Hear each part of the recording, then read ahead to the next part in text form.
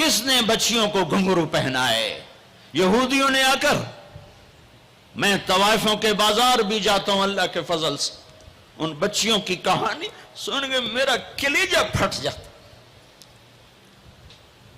یہ طوائف بن گئی، اور نچانے والا ویسے کا ویسا صحابی رہا، جس نے گھنگرو پہنائے، جس نے اس کی عزت سے، اس کی عزت کو پیسوں پہ خریدا، وہ تو ویسے کا ویسا صاحب ہے۔ اور جو بک گئی، اپنی غربت کی ماری ہوئی، وہ طوائف بن گئی، وہ رنڈی بن گئی۔ کس نے ان کو طوائف بنایا ہے؟ کس نے ان کو رنڈی بنایا ہے؟ کس نے انہیں گھنگرو پہنائے؟ ڈیفنس والوں نے نہیں پہنائے، کراچی، ملتان، لاہور والوں نے نہیں پہنائے، کس نے پہنائے ہیں؟ تمہارے اندر حیا ہوتا تو کسی غریب کی بیٹی کو گھنگرو نہ باندھنے پڑتے، مالدار سخی ہوتے تو کسی غریب کی بچی کی عزت نیلام نہ ہوتی۔ بنی اسرائیل میں ایک نوجوان تھا، کفل اس کا نام تھا، میرے نبی نے قصہ سنا ہے ترمذی میں۔ وہ روزانہ نئی لڑکی لاتا تھا اپنی عیاشی کے لیے۔ ایک رات ایک لڑکی کو لے کر آیا، 60 دینار آج کا 30 لاکھ روپیہ ہے، 60 دینار آج کا 30 لاکھ روپیہ ہے۔ ایک رات کا جب کمرے میں آیا تو وہ لڑکی بیٹھی رو رہی تھی، تو کفل نے کہا کیوں رو رہی ہو؟ میں زبردستی تو نہیں لایا۔ تو اس لڑکی نے کہا کفل میں عزت دار ہوں، میری عزت نیلام ہوئی ہے فقر کی وجہ سے، میں عزت دار ہوں، میری عزت آج نیلام ہوئی ہے فقر کی وجہ سے۔ جب مالدار لوگ غریبوں پہ خرچ نہیں کرتے، گاڑیوں کے ماڈل بدلتے ہیں، ہر سال نئے پروجیکٹ لگاتے ہیں، تو پھر غریبوں کی بیٹیاں نیلام ہو جاتی ہیں۔ کسی کو بٹھا دو، نون لیگ آ جائے، کاف لیگ آ جائے، یہ نہیں، اوپر سے فیصلے آئیں گے۔ وہ آئیں گے جب میں اور آپ اللہ سے صلح کریں گے۔ تو کفل رونے لگا، آنکھوں میں آنسو آ گئے، کہا بہن جس عزت کے ساتھ آئی تھی اسی عزت کے ساتھ واپس چلی جا، اور میں بڑا کتا انسان ہوں، میں تیرے آنسوؤں کے طفیل توبہ کرتا ہوں، جا میرے لیے بخشش کی دعا کر دے۔ اور کفل کو نہیں پتا ہونے والا کیا ہے آگے۔ وہ لڑکی گھر پہنچی، پیچھے کفل بیٹھا بیٹھا مر گیا۔ جس حال میں یہ زندگی گزار رہا تھا، کل اس کی میت کو کندھا دینے کوئی نہ تھا، غسل دینے کوئی نہ تھا، دفن کرنے کوئی نہ تھا۔ یہ ایسی غلط زندگی والا تھا۔ واہ اے میرے رب، دیکھ رہا ہے تو سن رہا، اور ہم تو محمد مصطفیٰ کے امتی بیٹھے، یہ تو موسیٰ علیہ السلام کا امتی ہے، اور ہم تو محمد مصطفیٰ کے امتی بیٹھے ہوئے ہیں۔ میرے رب کاش اپنے اللہ کو بھی کہیں ڈھونڈتے، کہیں اس کے حبیب کی پیاری زندگی ڈھونڈتے۔ ماؤں کو بخار چڑھا ہوا ہے، کتنے اے آئے، کتنے بی آئے، کتنے سی آئے۔ تاجروں کو بخار چڑھا ہوا ہے، اس سال پروجیکٹ مکمل ہوگا کہ نہیں ہوگا، اگلا کب شروع ہوگا۔ میرے رب نے اگلے دن جب صبح ہوئی اور لوگ اٹھے تو انہوں نے دیکھا تو کفل کے دروازے پر لکھا ہوا تھا بڑا نورانی چمکتا ہوا، ان اللہ قد غفر للکفل، اے لوگو اللہ نے کفل کو معاف کر دیا ہے۔ اس لکھنے کا کیا مطلب تھا کہ جاؤ کندھا دو، جاؤ غسل دو، جاؤ قبر میں اتارو، ہم نے معاف کر دیا۔ اور یہ تو اللہ کے نبی کی امت ہے۔ اگر اپنے مسائل کا حل کرنا ہے تو قرآن میں ڈھونڈو، ان ھذا القرآن یہدی للتی ہی اقوم، قرآن میں ڈھونڈو۔ وَنُنَزِّلُ مِنَ الْقُرْآنِ مَا هُوَ شِفَاء، قرآن میں ڈھونڈو۔ احکمت آیاتہ ثم فصلت من لدن حکیم خبیر، قرآن میں ڈھونڈو۔ وتمت کلمت ربک صدقا وعدلا لا مبدل لکلماتہ، قرآن میں ڈھونڈو انہو لقول فصل وما ہوا بالہزل، یہ میرے رب کا کلام ہے، پیغام ہے۔ آؤ اپنا ہاتھ چھڑا کر اللہ کے حبیب کے ہاتھوں میں دے دو۔ میرے رب نے اعلان کیا یا سود چھوڑ دو یا میں اور میرا رسول تمہارے خلاف اعلان جنگ کریں گے۔ اور بڑی آسانی سے کہہ دیتے ہیں سود کے بغیر پھر تجارت کیسے چلے گی؟ یہ اللہ کو راضی کر لو جو تجارت چلا۔ اللہ کا قرآن بھی جھوٹا، اللہ بھی جھوٹا، اللہ کا نبی بھی جھوٹا۔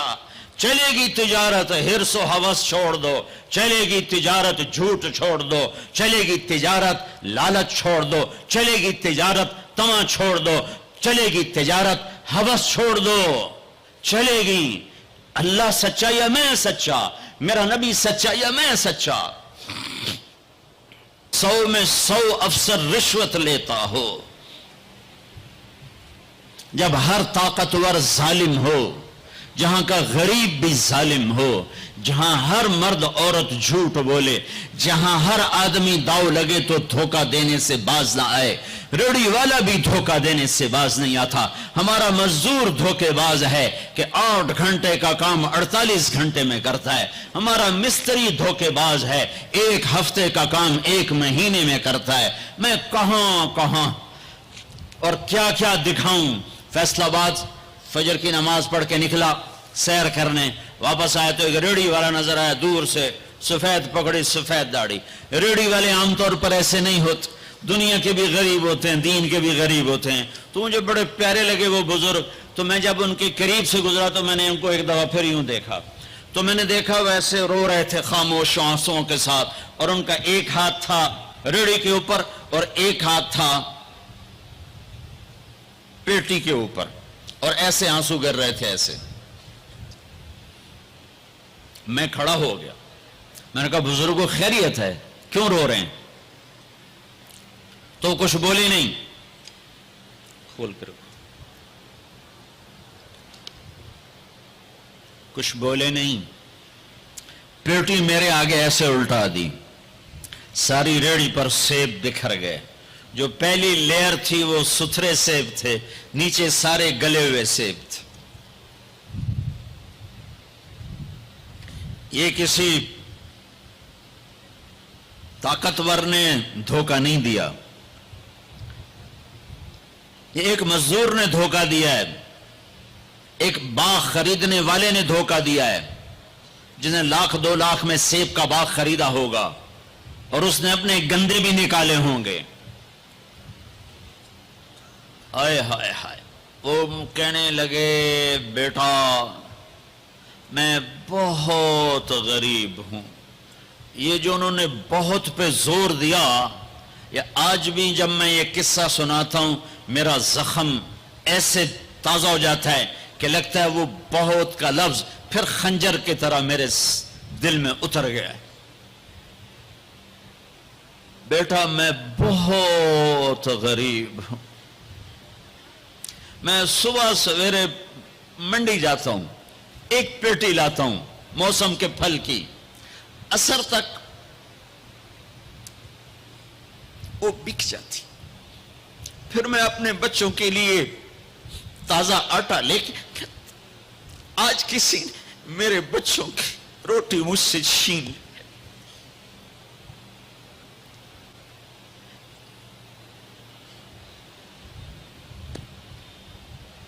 تمہاری پولیس تمہیں امن کیسے دے گی؟ تمہاری فوج تمہیں امن کیسے دے گی؟ جب میں نے تم نے سب نے اللہ اس کے رسول سے بغاوت کا جھنڈا اٹھایا، ان سب بڑے تاجروں نے بینکوں کو آباد کیا ہوا ہے، ان کا رونا کیا روں؟ چھوٹے چھوٹے لوگوں نے بھی سیونگ اکاؤنٹ میں پیسے رکھے ہوئے ہیں کہ ہمارے پیسے بڑھ رہے ہیں بڑھ رہے ہیں بڑھ رہے ہیں۔ کیوں نہیں خیال آتا کہ ہم نے اللہ کے ساتھ اور اس کے رسول کے ساتھ جنگ کی ہوئی؟ نماز چھوڑ دو اللہ ناراض ہے، شراب پیو اللہ ناراض ہے، روزہ نہ رکھو اللہ ناراض ہے، زکوٰۃ نہ دو اللہ ناراض، یہ تو چھوٹے گناہ، کافر مشرک اللہ ناراض ہے۔ لیکن اس دھرتی پر صرف ایک گناہ ہے، اللہ کے واسطے میری سنو۔ عقیل نے بڑے بڑے لوگ بھی بلائے ہوں گے، اللہ کے واسطے میری بات سنو۔ میری فریاد سن. میں کوئی پیشہ ور خطیب نہیں ہوں, میں عقیل کے پیسوں پہ یہاں نہیں آیا ہوں. میری سنو,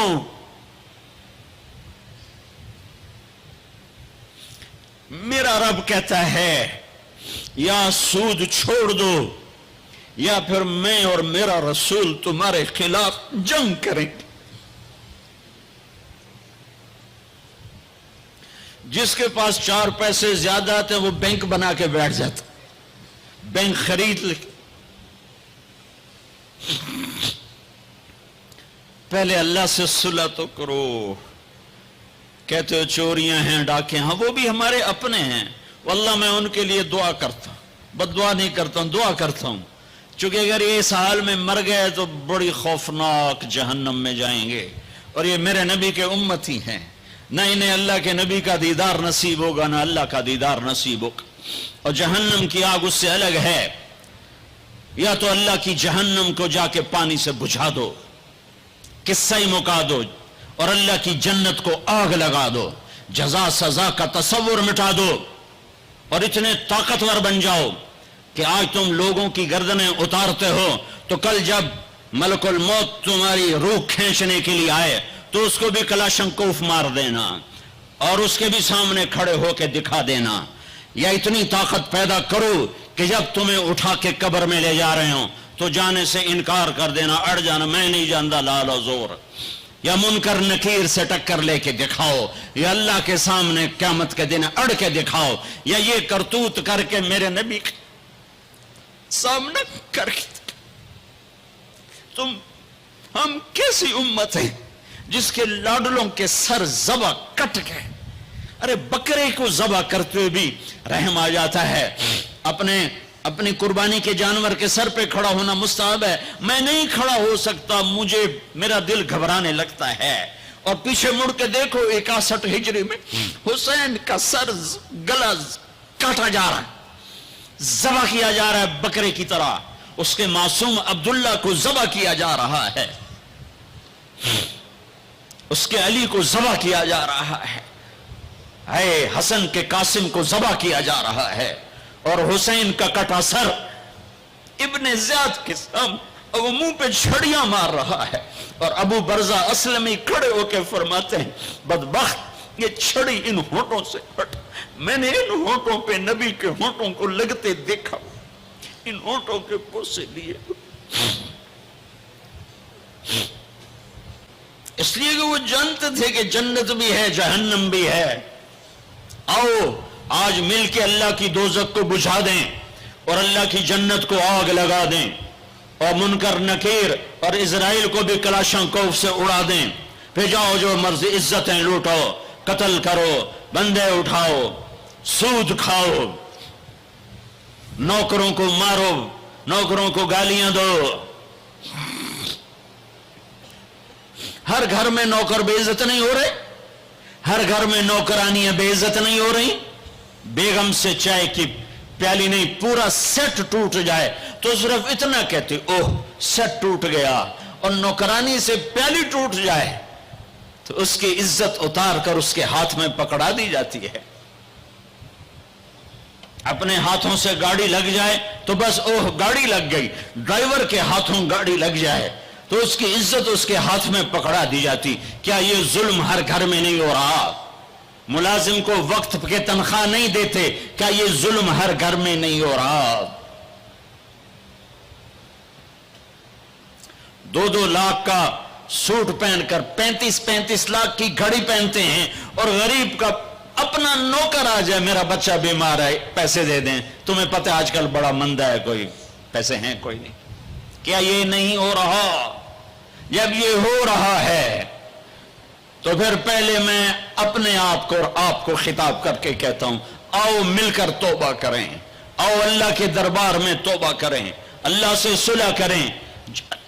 اعلان جنگ اللہ سے, اور کہتے ہو حکومت والوں سے امن لاؤ. یہ امن لا سکتے ہیں؟ ہمارے جیسے کمزور ہیں. پولیس امن لا سکتی؟ سارے پاکستان